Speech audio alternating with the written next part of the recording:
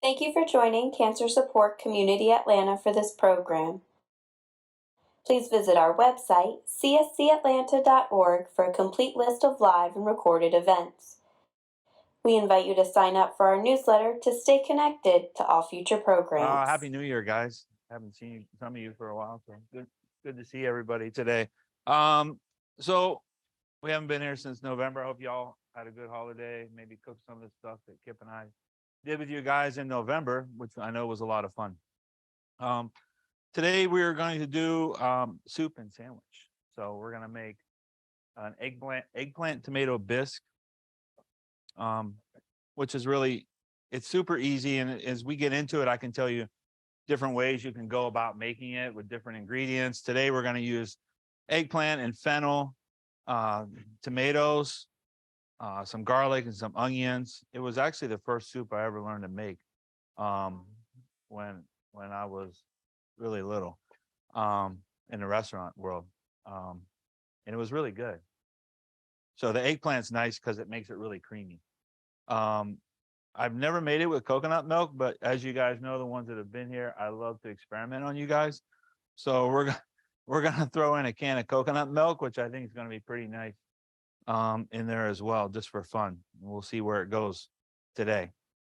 As far as the sandwich, we're gonna make a simple grilled cheese. I didn't include a recipe because I think everybody knows how to make a grilled cheese. We'll do some things a little different. I'm gonna caramelize some onions to go with it. And we'll throw some apples on there too, just for fun. Maybe some balsamic vinegar on the onions. And we're gonna smear mayonnaise on the bread. I was talking to a lady earlier, and she said, it's really hard to make grilled cheese with olive oil. Sometimes it is, right? Because you think you're cooking healthy, you pour the olive oil in, but the problem is the bread soaks up all the olive oil on one side of the bread, so your bread doesn't toast evenly. The fix for that is mayo. Doesn't matter if it's Duke's, Hellman's, Merrick, whatever you want to use. I mean, it's just oil, guys. There's nothing super fancy about it. It's basically the same thing. It just spreads a little easier. Margarine works fine too, but this spreads the easiest. You'll probably see that stuff on TikTok. It's been around for a while, people doing this. I use it at home. You can't taste it once it's on the bread and toast it. It just makes it a little easier. Okay. So again, nothing fancy about the grilled cheese. You can make it any way you want, but I figured I would demo some caramelized onions for you guys in case you want to make that, which is pretty fun. And then we'll get into the soup. Okay. Any questions before we get started? Okay. So I'll just put a little oil in my pan there, and then we're gonna get into the onions. So usually I demo how to peel an onion for those folks that are new here. So for this one, for caramelized onions, I'm going to take this part off and that part off. Okay. And then I'm just going to cut it in half. I'm going to peel it, peel the skin off. Okay. And so if you're cooking for, 4 people or so, you may need 2 or 3 onions for that because they will shrink up once they're cooked, because we're looking for a deep golden, dark brown color on our onions, right? So for this, it doesn't really matter which way you go. I like to cut it this way, following the lines on the onion. When you hold a knife, I use thumb, forefinger there. When I hold my chef knife, it gives you more control. All right. Instead of, if you hold it like this, your knife starts to wobble, you cut your fingers. So again, thumb, forefinger.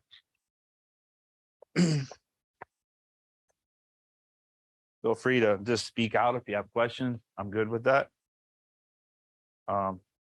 We'll work fast through this.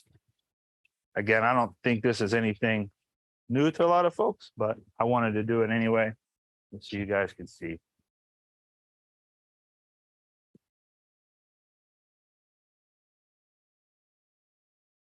Okay. Medium heat is good on there. If you want to learn a diced onion. So diced onion, when I dice onions, in here I take off this little stem part, right? Lay it flat. I go through the center of the of the root. I peel it back and I leave that root on if I'm dicing the onion. I can demo that real quick while we're on onions. You see that root still on there? Then what I do is I follow my hand. I do two cuts all the way back to the root, but not to the root. Okay, not through the root, I mean. And then I go down through here, same way, that way, and then I'll go this way. And then you get your diced onion, okay?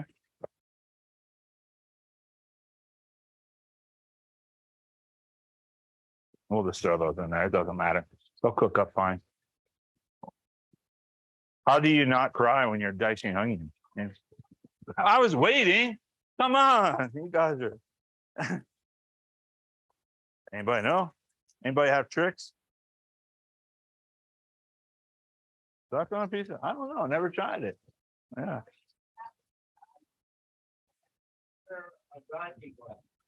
Wear glasses? Yeah.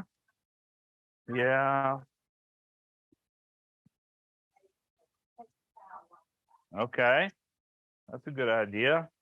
What works well is if your onions are cold, which these are not, they're pretty warm, so I'm starting to get it a little bit. Keep them in the refrigerator, nice and cold. Most important thing though would be a sharp knife. If you're cutting onions with, they have a chemical in them, right? That's what makes it's their defense thing, whatever. So if you're cutting with a sharp knife, you're making really clean cuts through your onion. You're not spraying all that, whatever that is in the onion, right, out into your eyes. So a sharp knife is really important. Which this one is. Thank you, Laura, for the sharp knife. The other thing is I try to close off my nose and just breathe through my mouth. That helps me. If you start to get too much color in one time, you can add a little water to your pan. That'll help get some of that off of there. I would use medium heat. Induction burners are a little temperamental sometimes, but you can see it's starting to color already, which is pretty nice. I'm going to do one more onion and then I'm done. And then we can move on to the soup. So we're going to keep cooking that down till the end there. And then we'll use that on our grilled cheese. When we start making a grilled cheese, if there's something you guys don't like, apples or onions or whatever, we can just do a regular grilled cheese. I hope everybody likes tomatoes. All right, good. We're making tomato soup. That would be scary if you didn't. You're in the wrong spot. Yeah. Okay. I will splash a little bit in there just to keep that cooking. Okay. Eggplant tomato soup. I did include the recipe for that. So,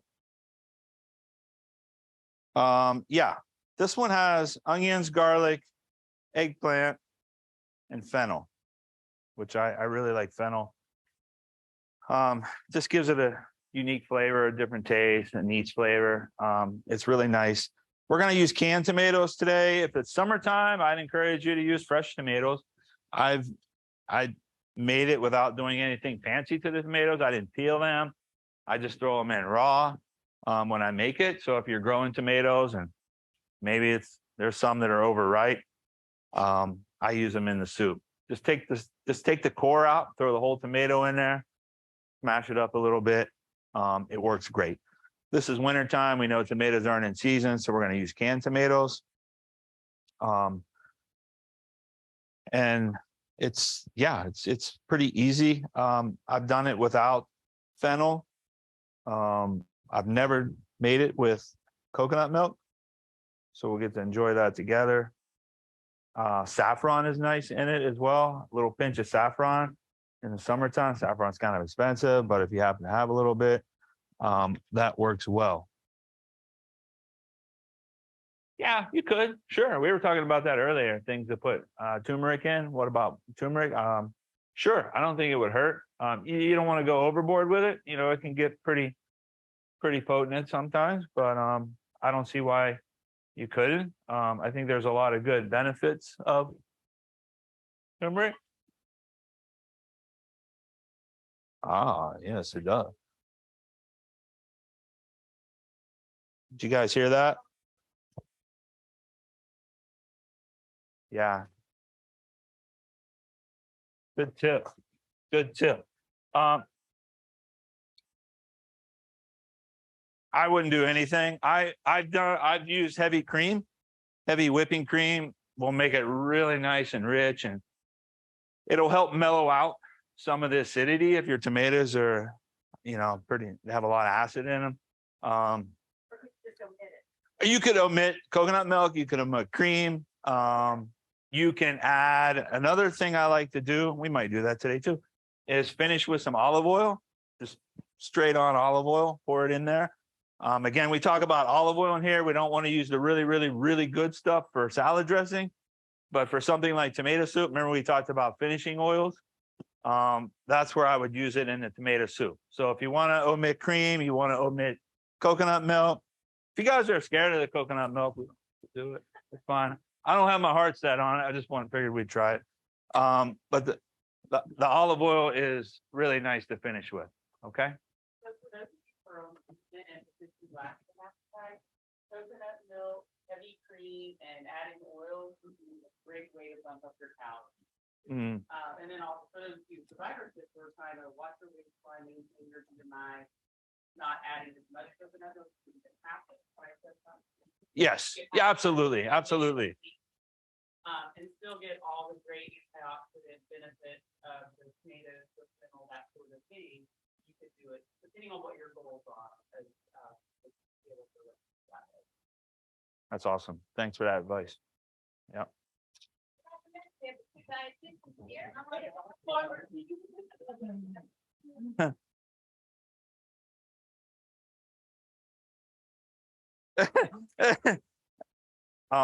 It helps. I like having them in the room. It helps answer a lot of questions that I don't always have the answers for all those things.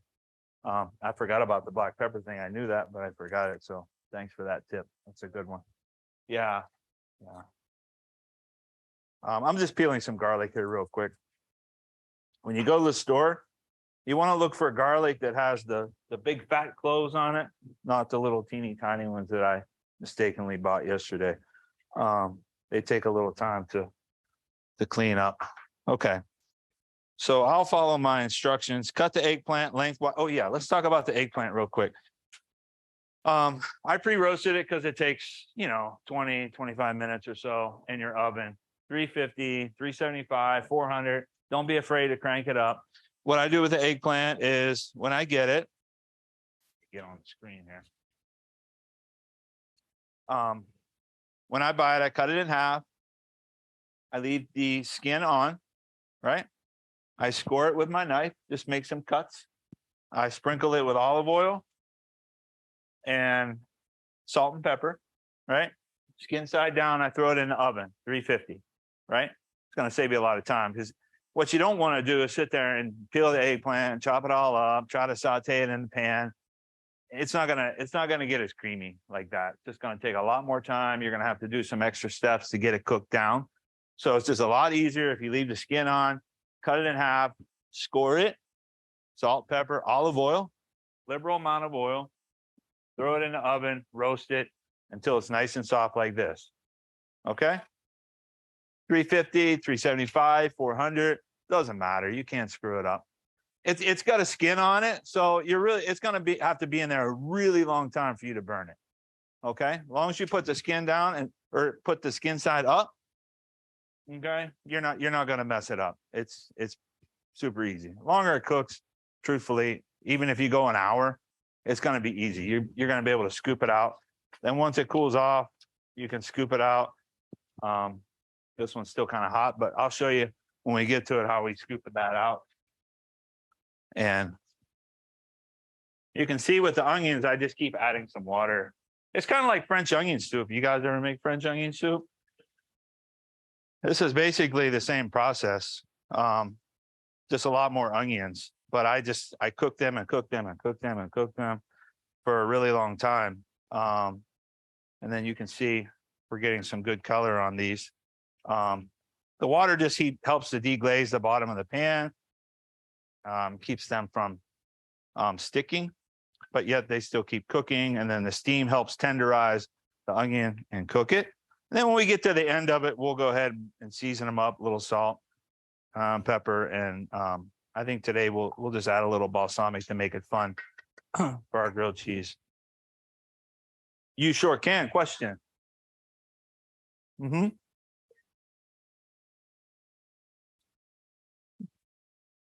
Yeah. Uh-huh. Yeah. Good question. So does it have to be a traditional eggplant? No, it can be any kind of eggplant. I've used Italian, not Italian, but like the Thai eggplants and things, the long skinny ones. They work well too. Yeah, they're all good. I don't think any eggplant has a distinct flavor from any other type of eggplant. If you don't like eggplant, yeah, I would just leave it out.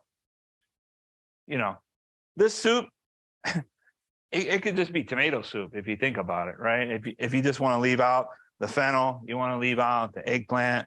I mean, we're all pretty familiar with Campbell's tomato soup, right? There's not a lot happening in there. I just thought that give you guys some different ideas that can help enhance the tomato soup, add a little bit more maybe nutrition to it if we wanted to, and some different flavors. But yeah, you don't have to add the eggplant. But quite honestly, you're not going to taste the eggplant. It's just going to help thicken it up for us. Okay. Sure. Why not? So, if you start adding, like, the question was, what about squash? If you add, maybe yellow squash or zucchini, sure. Why not? You get into butternut squash and things, then your soup might start getting too sweet. I don't know. Butternut squash has a good flavor, but maybe it's too sweet for the soup. I don't know. Maybe you need that. Never thought about that. Because sometimes I'll add sugar to the soup as well. We're going to have to taste it. Believe it or not, even these canned tomatoes have, you might buy this canned tomato. This is let me show you this one. This is a San Marzano tomato, right?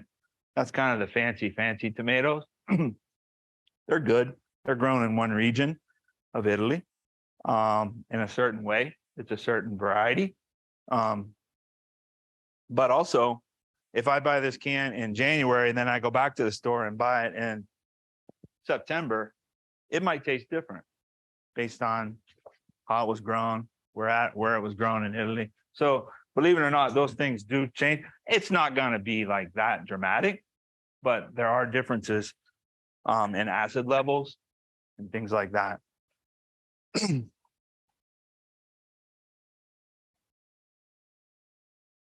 Mm.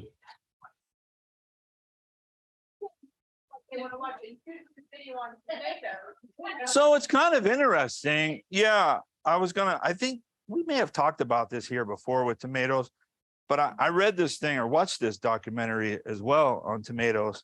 And this one region of Italy, they start the plants, put them in the ground, thousands of them, and then they flood the field with salt water from the ocean, right? And then they let it absorb and grow. And then again, like midway, once the fruit comes on, they'll flood it again. And evidently the salt water stresses the plant out, but it concentrates all the flavor into the tomato. So I don't know. That's kind of nerdy, but kind of interesting. Yeah. Yeah. It's kind of neat. I think they're good. I buy them for pizza sauce. So they work well for that. Okay.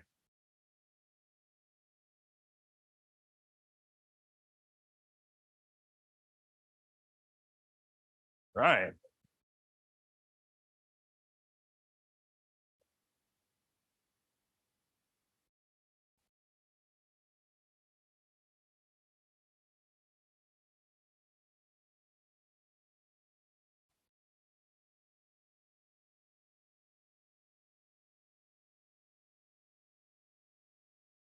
Or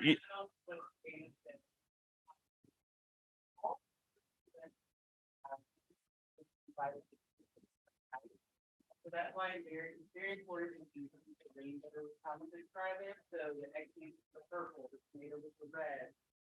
That combination and not just the one that's together the fruit is very important for studying and just keeping ourselves here.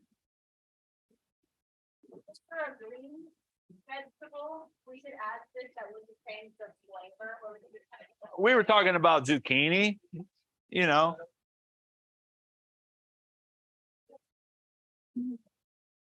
Bad idea.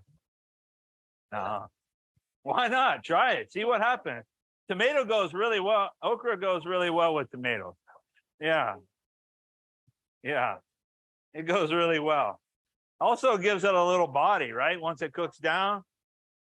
Yeah, I don't know about pureeing okra. I've never pureed okra. I don't know how that would act. But that's interesting. Yeah. I think the chunks of okra are nice with tomatoes, corn, things like that. No, you wouldn't have to roast it first. I would slice it and throw it out. I wouldn't do it whole, but I would slice it and put it in there. That's your homework. Not today. Not today. No. The fennel, these fennel tops are great for salads. So you can, if you don't want to waste them, you can pick them off and throw them in with your greens and toss them around. We've done that here before with fennel. I think we made a fennel salad. So I just cut those off. I take the root off. And then I'm just going to slice it thin like that. I really like fennel seed. Fennel is great. I like this raw in a salad. You can shave it with you got one of those really thin, or you got a mandolin, one of those slicing things. Just be careful with it, but it gets these fennels really, really thin and good for salad. You don't have to cook it or anything. Roasted fennel is nice too. Something tells me fennel probably has a lot of good nutritional value in it. Yeah. Oh. If you did, I'd be very impressed. Yeah. Yeah.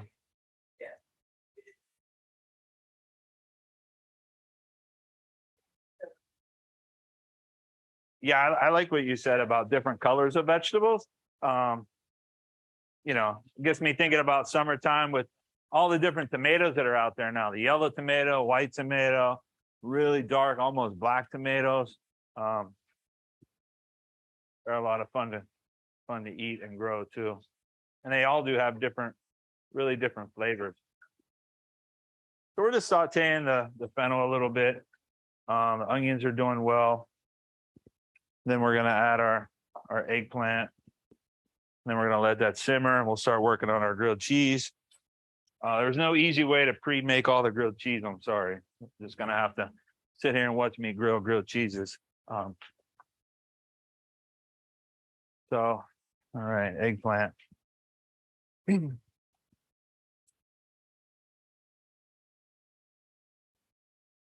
Yeah, just a couple minutes. Keep stirring it. Probably put that in there.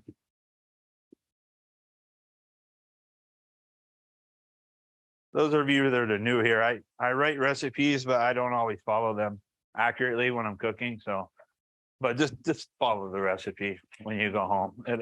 It'll work, I promise. Yeah. But we always make it happen, right? And you guys call me out when I forget something, right? Yeah. Good. Okay. This time of year, I buy this kind of basil, live plant. So you can keep it on your counter at home next to maybe a window or something.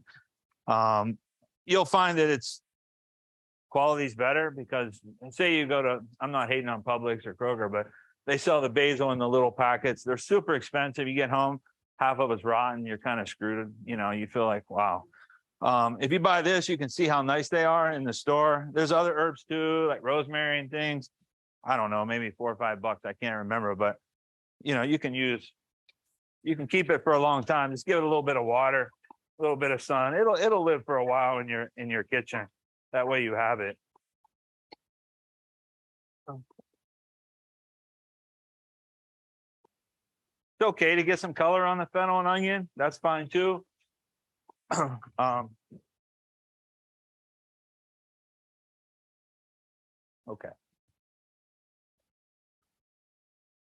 Yeah, it does. Basil. Oh, it bloomed in your kitchen? That's pretty cool. Yeah, basil in the summertime for sure. It'll start to bloom. The only way to stop it is to keep cutting the blooms off and trimming it, and it'll grow wider. But the blooms are good in salad. So if you get the little flowers, pick them off, throw them in your salad. No, I mean, sure, the flower is going to be a little bitter, but it's still going to taste like basil. And when you throw it in a salad or something, it'll be you'll enjoy it. You're not wasting. There you go. Pots outside so the deer stay away. Eggplant. So I'm just going to take my spoon and I'm going to scoop it out very carefully. What happens if some skin gets in there? Nothing. We're going to blend it up. I don't want too much eggplant skin in there because it will get a little it'll get a little bitter. I'm not going to lie. But some of it in there is okay. So you can see that cleaned up really nice, super easy, nice and roasted. Smells pretty good. Fennel is nice when it's cooking. Okay, questions? We're in that spot where nothing much is happening.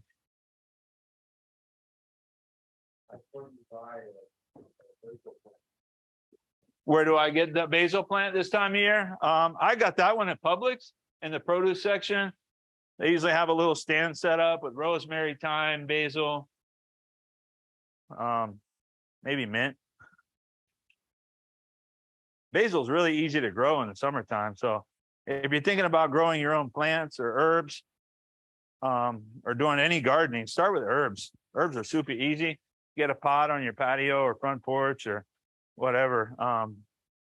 Basil, it's hard to kill as long as you water it. I know you laugh, but I can kill some stuff, especially in Georgia when it's like August and you don't even want to go outside.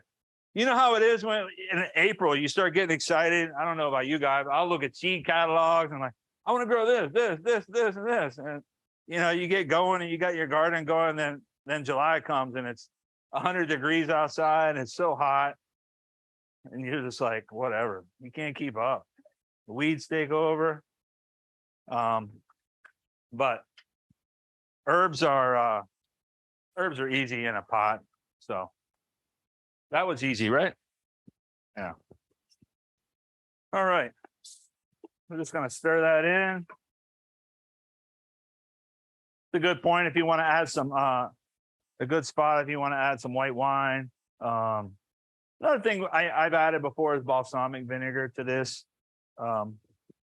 It works well too. We're gonna add our tomatoes. That one came with basil in it. It's kind of cool. We may adjust with some water. I don't know if that's on the recipe. We'll take a look.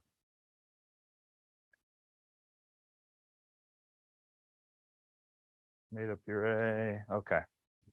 All right. Let's get this out of the way.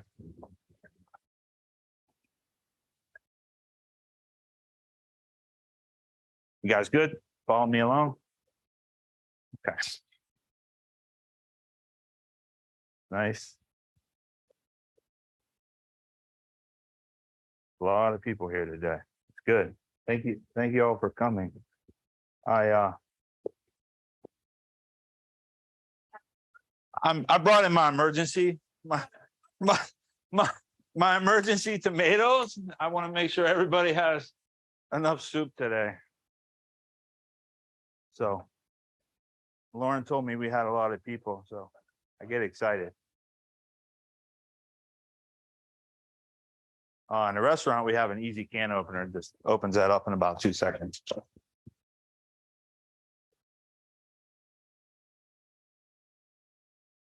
Okay.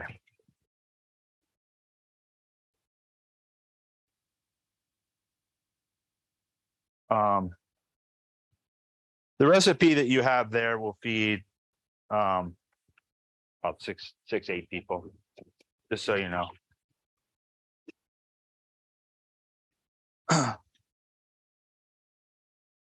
Okay, now I feel better. You can also put those fennel tops in the soup if we wanted to add that. This is nice. You can see all the fennel on the top, the eggplant. So we'll bring that to a simmer. We'll add the coconut milk. We'll throw in some basil. We'll go ahead and blend it up. We okay on time? Okay. All right. There's our onions.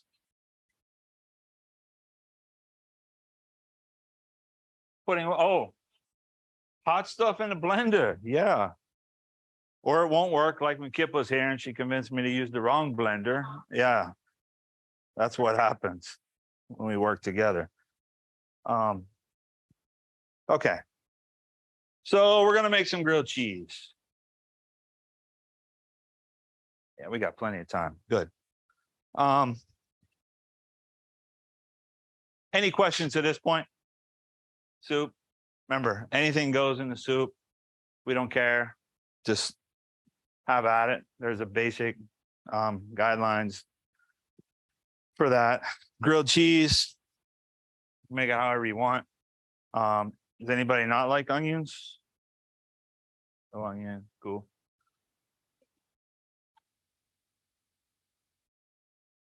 Yeah, I use parchment paper. Foil works okay too. Parchment paper gets expensive. You can use foil. That's not a problem. You know what else you can do? I've done this before too. So take your pan like this. You can throw the oil down, throw the salt and pepper down, throw the eggplant down. Okay, that works well too. It's easy. Again, we're not going to stress out on that. You can add as much salt as you want or pepper, or you can omit it. It doesn't matter. We can adjust it here in the soup once we blend this soup and we taste it. We'll see where we're at and what it needs. It may need a little sugar. It may need a little vinegar. It may need some salt. May need some oil. We don't know. We'll taste it. It's our preference, right? Mine's going to be different than yours and yours and yours. So that's what I want to talk about, these recipes. You know, these recipes aren't set in stone. All these recipes that I bring, I try to keep them pretty simple, but also show you a new technique or a new vegetable or something different to do with the soups or whatever we're making. If you come all the time, you know that these recipes can be changed however you like, right? That's what I think is important. If you start a recipe and you don't have something in your pantry and you're like, oh crap, you could still make this recipe. So you don't have to have every single thing on here. Okay. All right. Now that we straighten that up. All right, here we go. Grilled cheese. So bread doesn't matter. I just bought this Italian bread. Some of it has seeds on it. I bought Munster cheese. I do too. I like it for grilled cheese. It's kind of cool. Melts pretty easy. Do some apples. We'll do some of those onions. We don't want to do the paper. That's not good. Okay, questions? Nothing. Dietitians, questions? Oh, I almost bought those, but I was like, no, that's going too far, isn't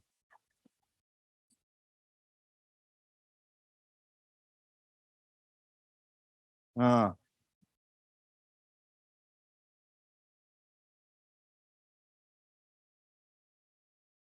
yeah. Hmm.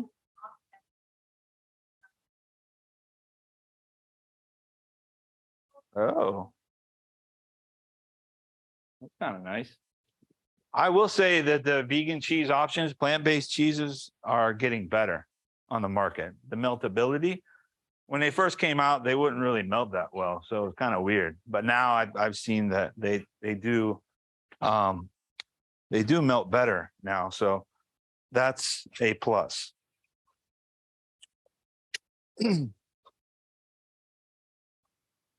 Okay. All right, just bear with me, guys. Little onion, Munster cheese, apple. Looks pretty good, right? I could. Wouldn't that save me a lot of time? That's a good idea. Didn't think about that. That's a good idea. Okay. You have knives. Yeah, we're not gonna do open face. I still a good idea though. It'll save me some time. Okay. Just make sure you don't scorch your soup on the bottom. We don't want to burn our soup. It's a good idea if you have a wider pot, maybe something a little wider. Always works well for soup. Okay. I would like to have a wider pot.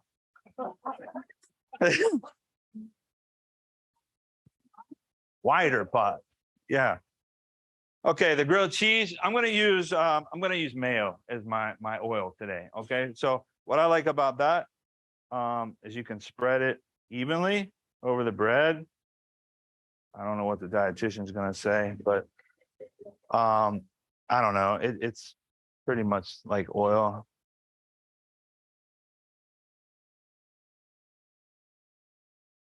Right.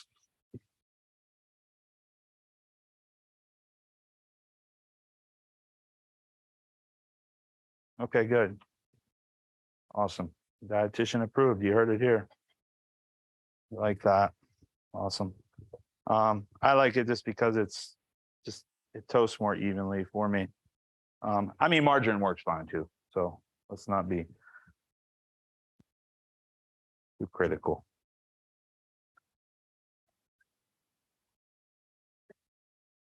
Hmm. All right. Hold on.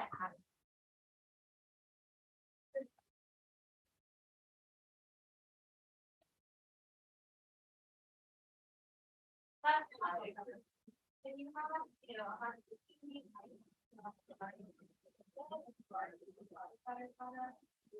everyone's a little bit different. So one thing that Mm. that's what it's so so the more than one I was Mm.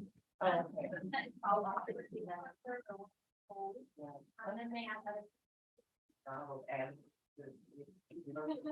Yeah, there's things like xanthan gum in there and different things like that that are going to give it the texture and things like that, color.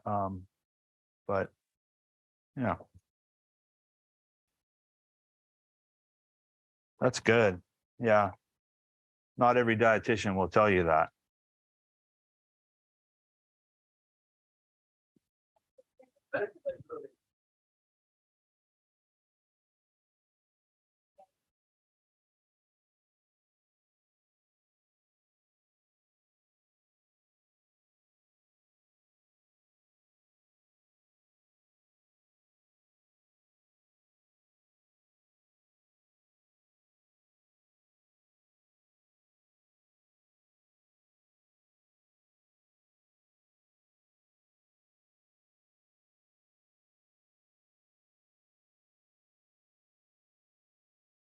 Yeah, I know this isn't fun to watch, but we're just gonna have to bear with me on that. I told myself yesterday, I need to bring the griddle from my house to work so I would have it here. But that didn't happen. Just electric, yeah, electric griddle. Only because I want to make enough for all you guys in a timely fashion. Here we go, coconut milk. No turning back now.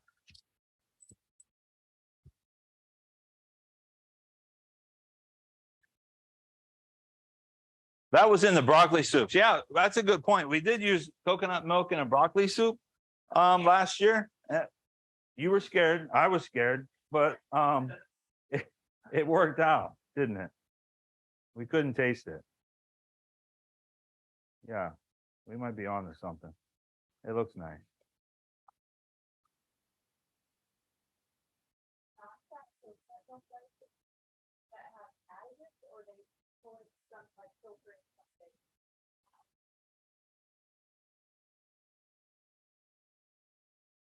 I believe there's something else, but let's verify.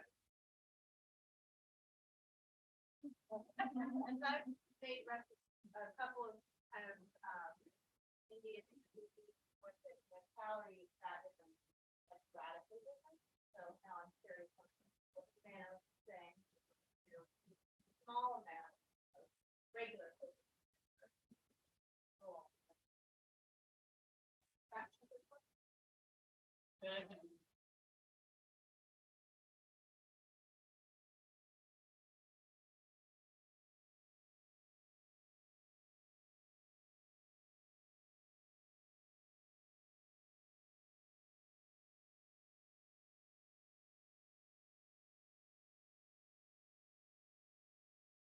We're all watching you. I know. I'll get back to you guys. So, please. I think this question is not asked frequently. Oh, my bad. Hmm. Maybe it's on our head. Yeah. It will definitely work good. Awesome. That might be something about the tomato, not being in object, so you keep your, I mean. Onion. You keep your onion. I do. Yeah, I do. I don't know. I have a problem with them sprouting or getting too warm or spoiling. So they last forever in the refrigerator. The question was, do I refrigerate my onions? And yes, I do. I don't really think about them making me cry more than just keeping them a long time in the refrigerator, especially something like a red onion we don't use a lot of, at least in my house. Although my wife loves red onion.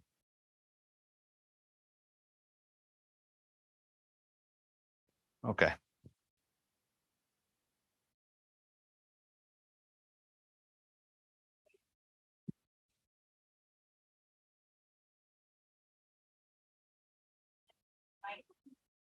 That putting it in the bread, or putting bread in the, dries it out, putting it in the freezer.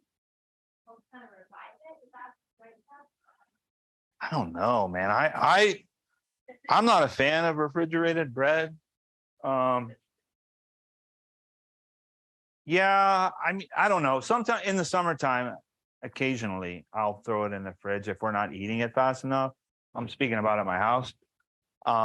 Because it will mold quicker when it's warm out.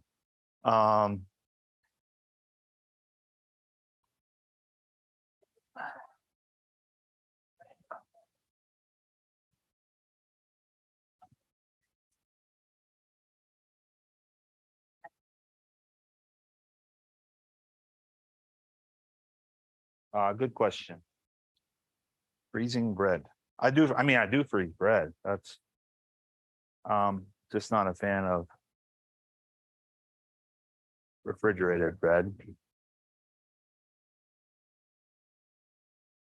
I don't know. Bread has a lot of preservatives in it as well.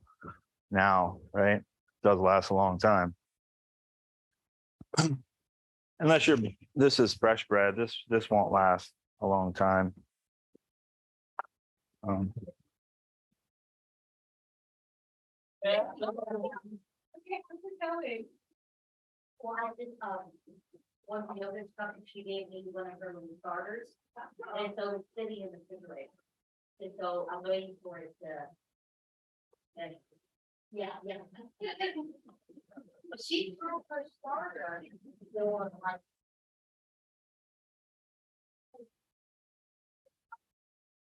And so she brought it in from the garage, it's so good. But I read an article and I think one thing you know, a lot of bread, that is.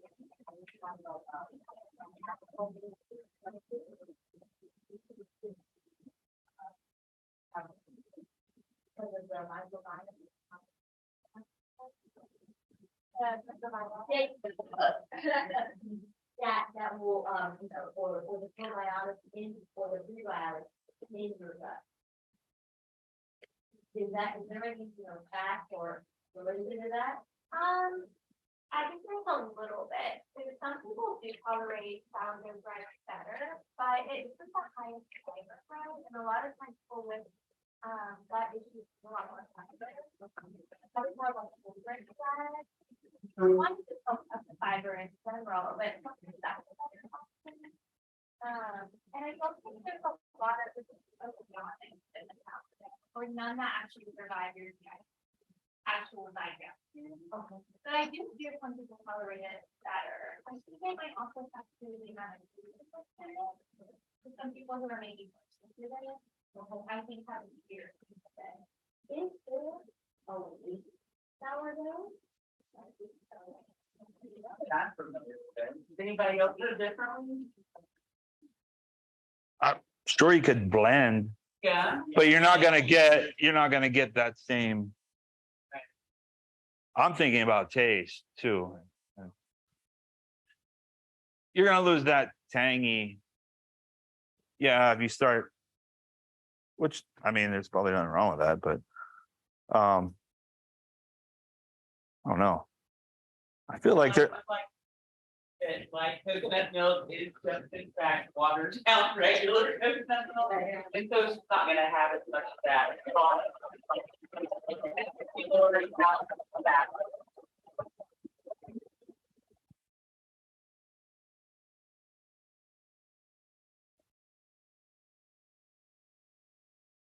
We're just blending in a blender.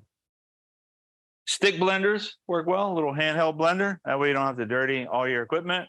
I like those, especially if you're not making this for 20 or 30 people. Stick blender would work just fine. I didn't blend the basil, so we're gonna put that on the top. Garnish. Clean spoon. See what we need. Cool. So yeah, at this point, it will need some salt.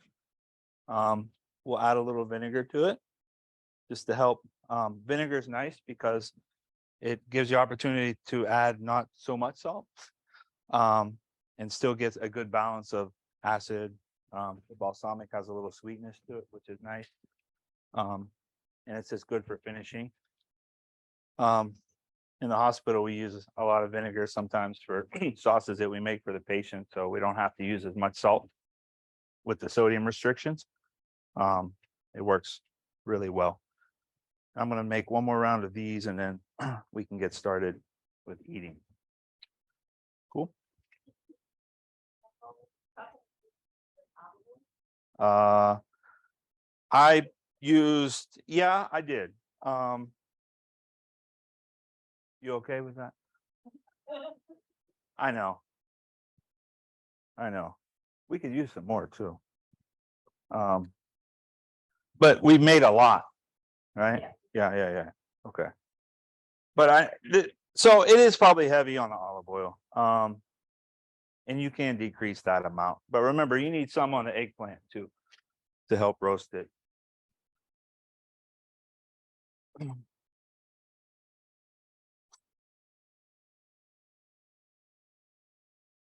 What's that? I know. Large pot, sous chef, griddle. I know, guys. I know. Usually the demos aren't this tedious, but there was just no easy way around making a grilled cheese.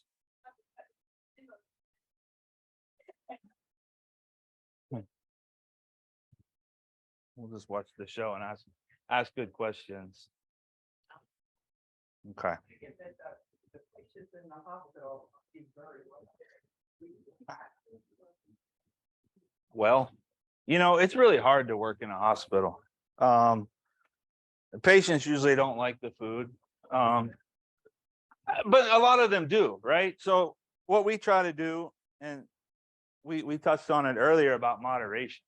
So we look at a patient their whole day, like what's their goal with sodium, what's their goal with fat, and we try to think of ways to, yeah, they might eat a meal that's a little higher, but then maybe the next meal they don't eat something that has so much salt in it. Maybe, but they really enjoyed their curry chicken that they had for lunch or pot roast or something like that. We do offer a lot of nice specials that are comfort food.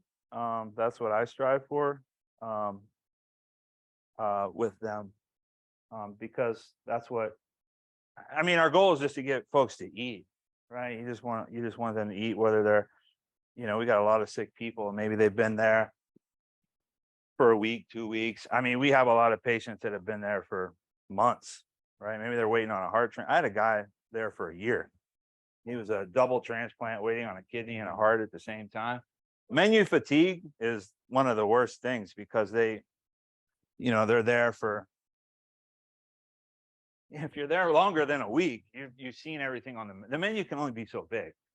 So you're tired of it. So we try to offer different specials and things like that to help with some of that. But it is hard, and they don't always like everything. You're not going to please everybody. So that's a great point. You do get menu fatigue at home.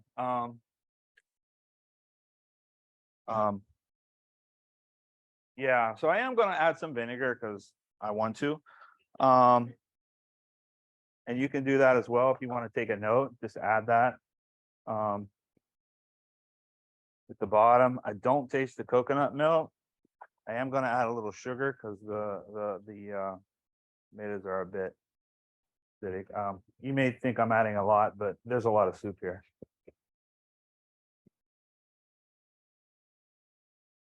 But yeah, to answer your question, some of them like a lot of things. We try to experiment with, again, like comfort foods and things like that. Sometimes we just really get a good recipe, and it's exciting when you nail something that's low sodium, low fat. Because the other goal is, how many varieties of something do I want on the menu, right? So say I'm offering mashed potatoes, which I do. The goal is to make the mashed potato as good for everybody, right? So I want my general diet to like my mashed potato. I want the renal patients to like, or not renal, but the people on sodium restriction to like the mashed potatoes. And that's the goal. So if I can get more people eating the same thing, it's easier for the kitchen to produce a better quality meal rather than trying to produce 3 different types of food for, all the different diets. That's just some of the struggles in a hospital. And of course you have the cafeteria, and speaking of menu fatigue, your nurses and doctors and techs and everybody else, they get tired of your food. They don't want to, they tell you about it. We were talking about that earlier. Like, food business is really hard. You don't realize, but everybody wants to critique your food, right? Everyone has a opinion about food. You guys do too, right? You come in, maybe you don't like every single demo, and that's okay. But that's, patients, that's really their only thing that they have control of when they're sitting in a hospital. They can't tell the doctor that his medicine sucks or whatever, but they can tell the chef that they need to tell, the hospital they need to hire a new chef or things like that. And you really have to listen to that and take it. And it's hard sometimes, but then you get people that are really appreciative of what you do, and it's not so bad. We're almost there.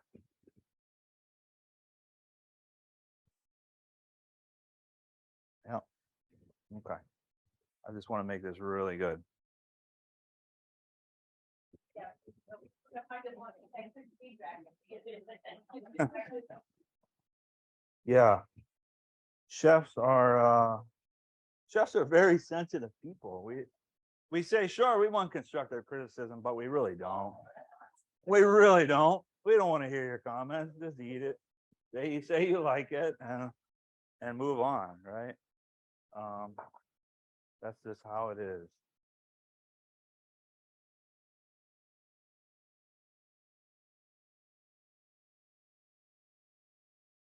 Yeah.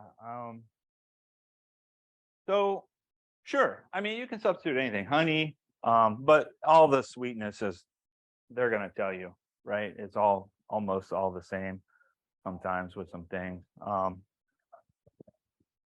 So yeah, then you get into like sugar substitutes. That's where I have a hard time, and I would argue that it really changes the flavor of the food. It makes it has that bitter aftertaste as well. And I'm not dogging Splenda. Sometimes maybe it's good in your coffee or whatever. But then when you start cooking with it, yeah, I don't get as excited about it. I think it really compromises the integrity of the food. Okay. How about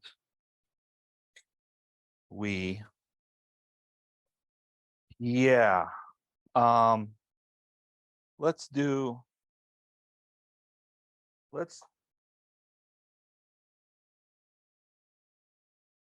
yeah, I'm gonna finish with the basil. That's what I was just thinking about.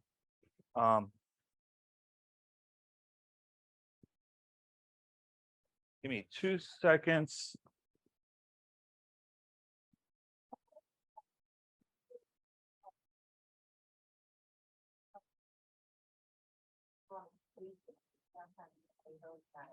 All right, I'm gonna throw that in there.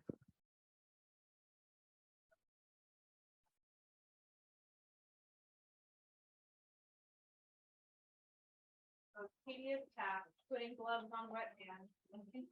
Yeah, that's a tough one. That's a tough one. Okay.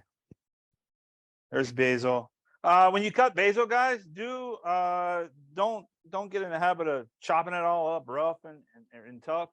I like to take the basil, pour it off, and then kind of just lay it flat. You can roll it. It's called a chiffonade cut. Yep. And just slice it one way. That way it doesn't get all black real fast and bruised.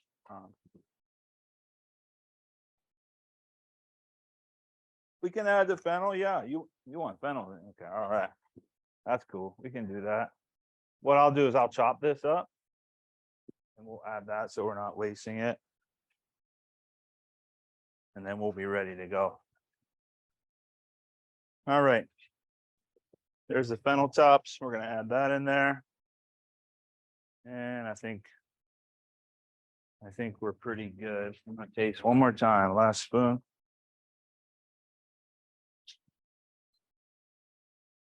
Yeah, that'll work. Okay. I love it. The soup is ready to pour.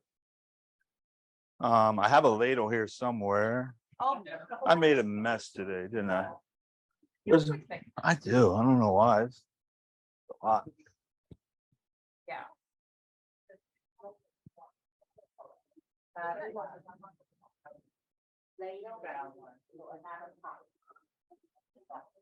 Yeah.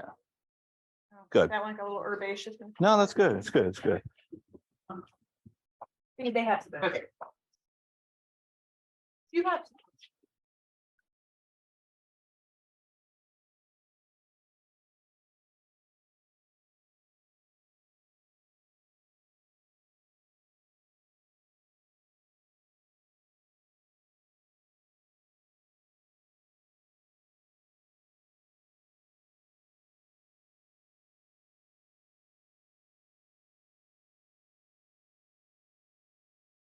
Thank you for joining Cancer Support Community Atlanta for this program. If you're interested in other live or recorded programs, please visit the online program tab of our website, cscatlanta.org, or follow us on Facebook. We'll be sharing additional information on upcoming programs.